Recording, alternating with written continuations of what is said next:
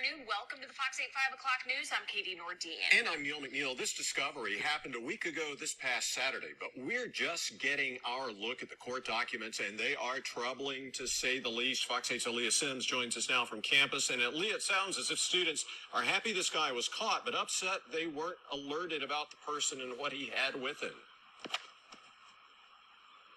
You know, Neil, every single student that I spoke to today here on campus say they had no idea that the man brought the weapons here on campus. Now, in the last hour or so, university leaders, they sent out an email saying that they didn't send out an alert because they thought that the situation was handled quickly and that there was not an ongoing threat to the campus. But students' jaws dropped as I read this court document, a list of those weapons. Shotguns, knives, a machete, a chainsaw, a hatchet, hundreds of rounds of ammunition, and 2 choking devices are just some of the items police say they found on Brandon Bentley. I feel like it should have been more widespread, especially seeing that list, because he had stuff that could really hurt somebody. Students like Janisha Stevens says she was never alerted about the scary and strange situation. Should have been more widespread. Should have been people around campus to make sure people were safe. I don't know. I don't feel like it was handled, the best. Court documents reveal on March 26, the 27-year-old was found at the intersection of Sullivan Street and North Benbow Road on North Carolina A&T State University campus. Police say he had a makeshift firework explosive, a chicken foot, holy water, a baton, brass knuckles, a dozen knives, a blow dart weapon, and a crossbow, among other weapons. Hearing that makes student Bayana Garland uneasy. I think it's really scary because, I'm a woman, so being on campus, especially an open campus without any real security around, yeah, we have the UPD, but it's not like they're on every block.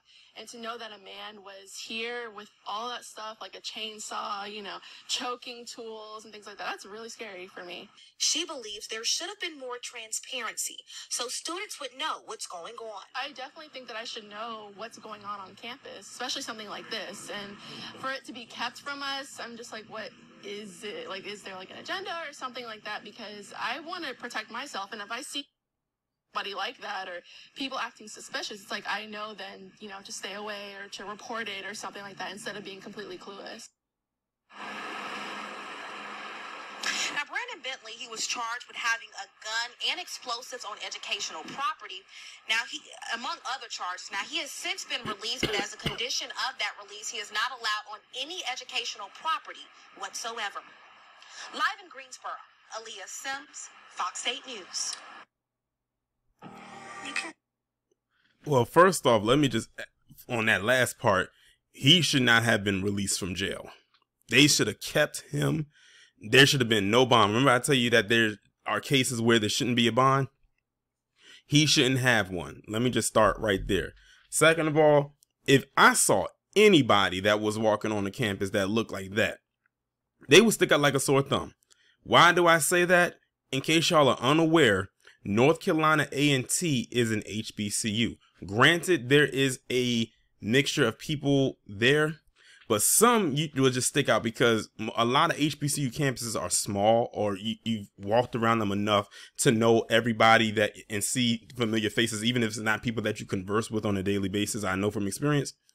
If I saw someone that I did not know, like ever, my suspicions my antenna would raise up, especially with someone who looks like this. This is his mugshot. This is what he looks like the day he went on that campus. Now, you heard the list, that arsenal of all the stuff that he had with him on the campus. This guy was planning to do something major there. He was carrying a lot of stuff there.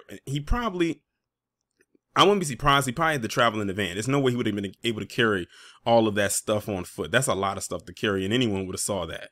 But he probably was carrying it in the van, and he was most likely planning to carry out maybe some kind of a campus-style mass shooting.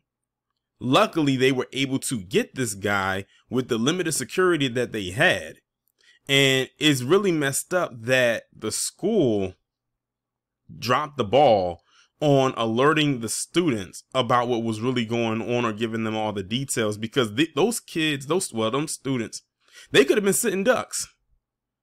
So they are very lucky that this did not pop off the way that it could have, and that they did act and get them out there, or get the threat taken away as soon as they possibly could.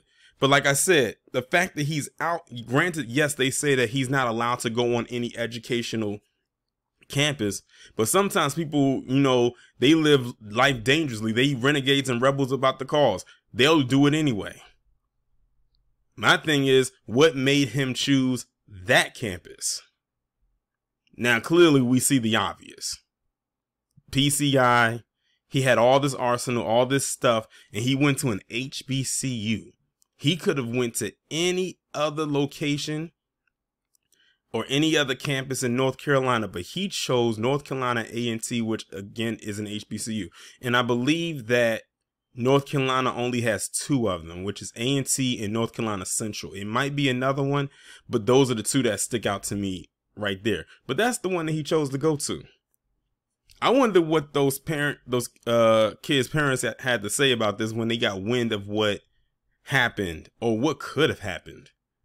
Man, the phone at that office would have been ringing off the hook, and someone would have been cussed out if that was my child. Cause I'm like, what? Like, y'all didn't do anything. Y'all heard what 2 of the students said. They pretty much both said the same thing, but in different ways. They didn't really do a good job of alerting the students of what threat this guy was, which was a major one.